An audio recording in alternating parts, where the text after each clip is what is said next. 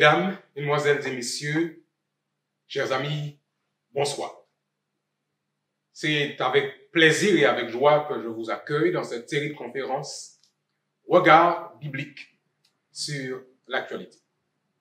La mission adventiste du 7e jour du Sénégal met en place cet espace de partage parce que nous croyons qu'il est important de découvrir ce que la Bible a à nous dire sur la réalité du monde d'aujourd'hui.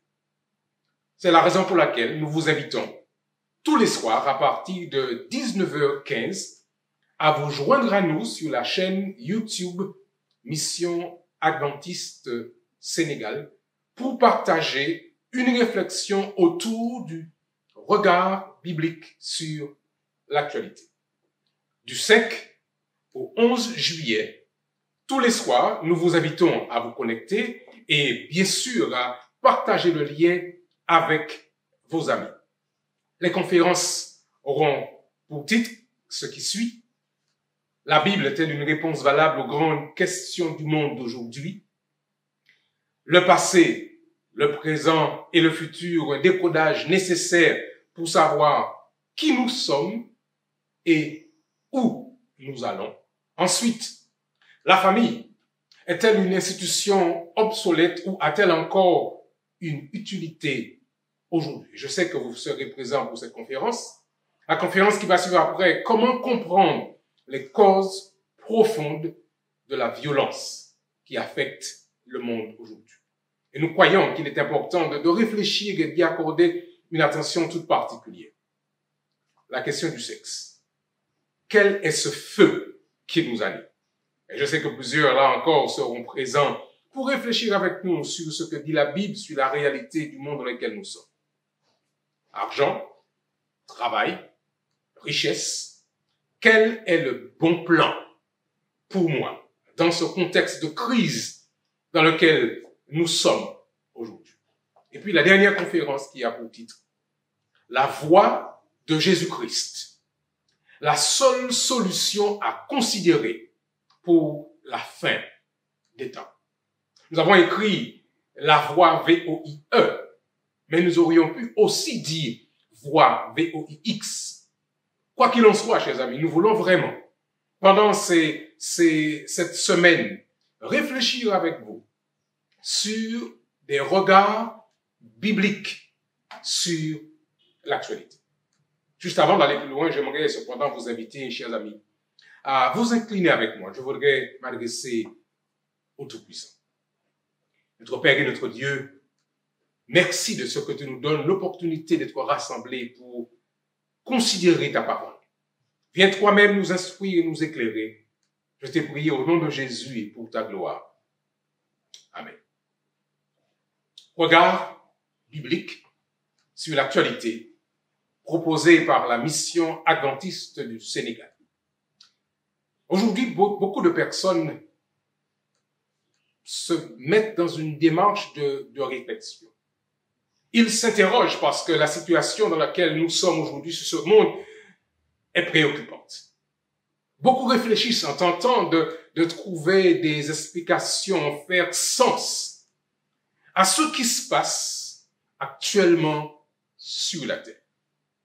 Certains, non seulement vont se lancer dans une réflexion, mais vont se tourner vers la divinité, vont prier, vont étudier, vont questionner, tentant d'apporter vraiment une solution et de ne pas basculer dans une démarche de peur ou dans une démarche d'angoisse paralysante.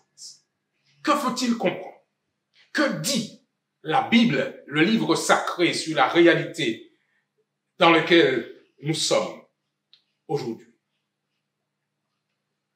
Il y a depuis quelques mois un virus qui visite la Terre, le coronavirus. En effet, depuis le 17 novembre, nous sommes visités par cette pandémie du Covid-19. C'est une maladie infectieuse émergente appelée coronavirus 2019 ou Covid-19, provoquée par le coronavirus SARS-CoV-2. V2. Elle apparaît, je disais, depuis le 17 novembre 2019 dans la province de Hubei, en Chine centrale, et plus précisément à partir de la ville de Wuhan, et se propage dans le monde entier. Telle une vague de l'Est à l'Ouest, ce virus a traversé la Terre, de continent en continent, de pays en pays, de ville en ville. Personne n'est épargné. Et aujourd'hui, mesdames et messieurs, chers amis, la Terre est à genoux. Les économies sont arrêtées. Et l'on voit des milliers de morts ça et là dans les différents pays du monde. Et la question que l'on se pose, mais que se passe-t-il? Quelle est la réponse à un tel phénomène? Et nous sommes forcés de nous poser la question, la Bible, que dit-elle? La Bible, pourrait-on d'ailleurs dire, la Bible est-elle une réponse valable aux grandes questions de notre monde aujourd'hui? Que dit la Bible? En fait, certains se demandent, mais c'est quoi la Bible? Qu'est-ce que c'est que ce livre? Vous savez, chers amis, le livre que je tiens en main, c'est le document qui constitue la parole de Dieu révélée, tel qu'il le présente ici dans ce livre. Il est considéré comme étant le livre religieux des chrétiens, comme la parole inspirée de Dieu, composé de 66 livres.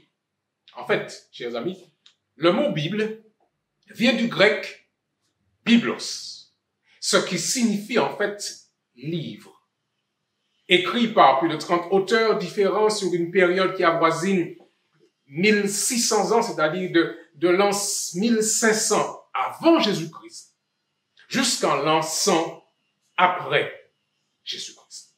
La Bible nous apporte le discours biblique.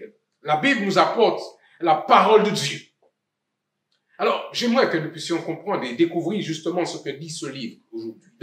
Dans l'épître de Paul au Timothée, voilà ce qu'il va déclarer à son jeune protégé, son jeune serviteur. De Timothée chapitre 3, versets 1 à 4. Écoutez bien ce que dit le texte sacré. Sache que dans les derniers jours, il y aura des temps difficiles, car les hommes seront égoïstes, amis de l'argent, fanfarons, hautains, blasphémateurs, rebelles à leurs parents, ingrats, irreligieux, insensibles, déloyaux, calomniateurs, intempérants, cruels, ennemis des gens de bien, traîtres, emportés, enflés d'orgueil, aimant le plaisir plus que Dieu, ayant l'apparence de la piété, mais reniant ce qui en fait la force. Si vous notez avec moi, chers amis, avec attention, les premières phrases de ce texte, l'apôtre dit ceci. Sache que dans les derniers jours, et il va pour dire, il y aura des temps difficiles. Vous comprenez avec moi, chers mesdames et messieurs, que nous sommes véritablement parvenus dans ces temps, dans ce temps de la fin, dans ces derniers jours. Et ensuite, il va, l'apôtre Paul, faire un listing des caractéristiques de ce que nous voyons sur la terre aujourd'hui. En effet, les hommes sont égoïstes, aiment l'argent, sont hautains, sont blasphémateurs, rebelles à leurs parents, comme dit le texte, ingrats, irréligieux. La religion, d'ailleurs, est rejetée aux oubliettes, insensibles, déloyaux, calomniateurs, intempérants, cruels, ennemis de gens de bien, traitent parfois, enflés d'orgueil, aimant le plaisir plus que Dieu, ayant l'apparence de la piété, mais reniant ce qui en fait la force. Voilà ce que Dieu dit concernant la réalité du monde dans lequel nous sommes aujourd'hui. Mais il faut que nous comprenions que ces événements actuels avaient été prédits, annoncés auparavant par Jésus-Christ lui-même. En effet, dans le livre de Luc, au chapitre 21, le verset 10 à 11, Jésus répond à une question qui lui est posée. Ses disciples l'interrogent sur la réalité du monde et surtout sur la fin du monde. Et voici la réponse que le Christ fera à ses disciples et à vous et à moi. Luc, chapitre 21, verset 10 et verset 11. il leur dit, c'est Jésus qui parle, une nation s'élèvera contre une nation et un royaume contre un royaume.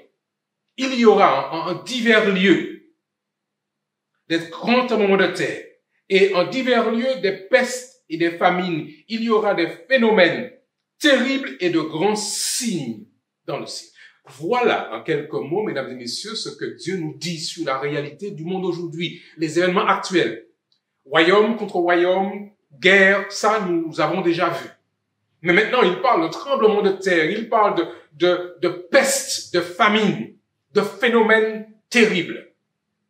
Je crois qu'aujourd'hui, avec cette pandémie qui visite la terre, nous sommes en train de considérer aussi l'un de ces événements qui attire l'attention de l'humanité. Mais Dieu, dans son projet, a une révélation pour le temps de la fin. Alors que le serviteur Daniel était sur la terre, Daniel écrit un livre et il dit ceci à la fin de ce livre. Dans Daniel chapitre 12, verset 4. Nous sommes là dans l'Ancien Testament, la première partie de la Bible. Et dans le chapitre 12 et au verset 4, voilà ce que Daniel nous dit. Je lis. Il nous transmet l'information de celui qui le révèle l'information. Toi, Daniel, tiens secret ces paroles et scelle le livre jusqu'au temps de la fin. Notez bien ces expressions qui sont données. Jusqu'au temps de la fin. Plusieurs alors le liront et la connaissance augmentera. Dieu demande à Daniel d'écrire mais de tenir le livre secret, le livre scellé, afin que plusieurs ne comprennent pas à ce moment-là. Mais à la fin, au temps de la fin, il dit, plusieurs le liront, et je sais que vous faites partie de ceux-là qui lisent ce livre, plusieurs le liront, et la connaissance augmentera. Dieu veut, mesdames et messieurs, chers amis, nous révéler son plan. Dieu veut révéler avec les hommes, avec l'humanité, quel est ce qu'il a prévu pour ce monde. En effet, il disait d'ailleurs dans le livre d'Amos, au chapitre 3 et au verset 7, le message d'un de ces prophètes, Amos chapitre 3 et le verset 7. Je lis ce qui suit, vous avez trouvé dans vos Bibles, Amos 3, verset 7. Car le Seigneur, l'Éternel, ne fait rien sans avoir révélé son secret à ses serviteurs, les prophètes. En fait, Dieu, mesdames et messieurs, Dieu veut se révéler et il ne veut pas laisser les choses cachées. Il ne fait rien, dit-il, sans avoir révélé son plan, ses secrets à ses serviteurs, les prophètes, parce qu'il veut que nous connaissions le chemin, où aller, où marcher avec Jésus-Christ. En effet, dans le psaume 119, verset 105, il est dit ce qui suit, psaume 119, verset 105, je lis rapidement pour vous ce texte.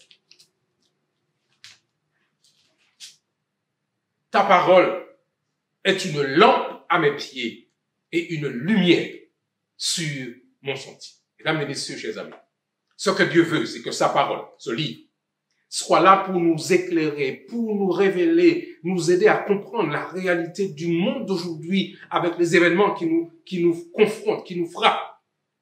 Ta parole est une lampe, une lumière, un éclairage afin que je comprenne la situation du monde d'aujourd'hui.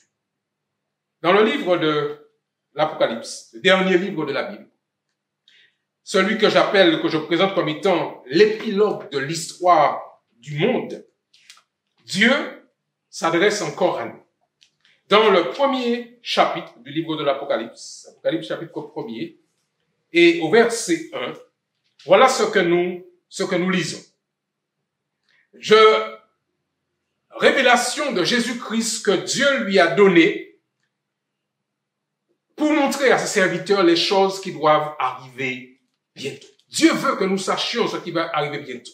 Et il dit, à la fin du livre, dernier chapitre, ces paroles sont certaines et véritables.